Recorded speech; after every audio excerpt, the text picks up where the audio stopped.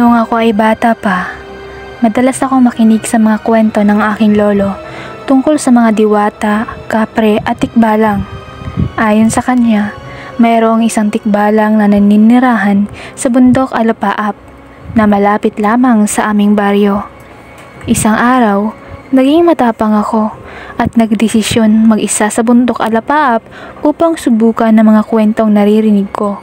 Sa gitna ng aking paglalakbay, naramdaman ko ang isang malamig na hangin at biglang pagbago ng panahon.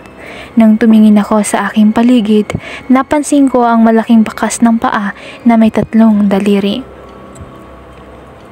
Sumunod ako bakas na iyon hanggang sa isang malaking punong balite kung saan ko nakita ang isang malaking nilalang na may katawan ng tao at ulo ng kabayo. Siya ay Makisig, ang tikbalang ng bundok Alapaap.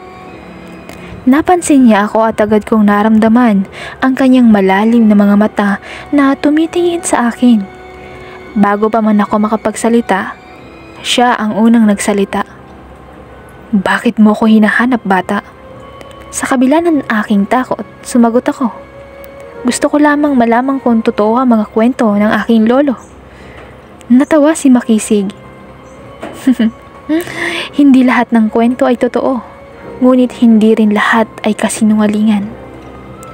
Habang kami ay nag-uusap, napansin ko ang isang magandang diwata na biglang lumitaw mula sa puno.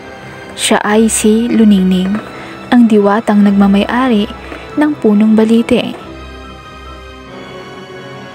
Si Makisig ay agad nang napangiti at sa kanyang mga mata nakita ko ang kakaibang kislap ng pag-ibig.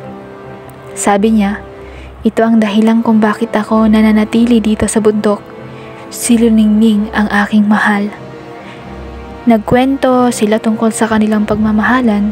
Sa kabila ng pagiging tikbalang ni Makisig, tinanggap siya ni Luningning ng buong puso.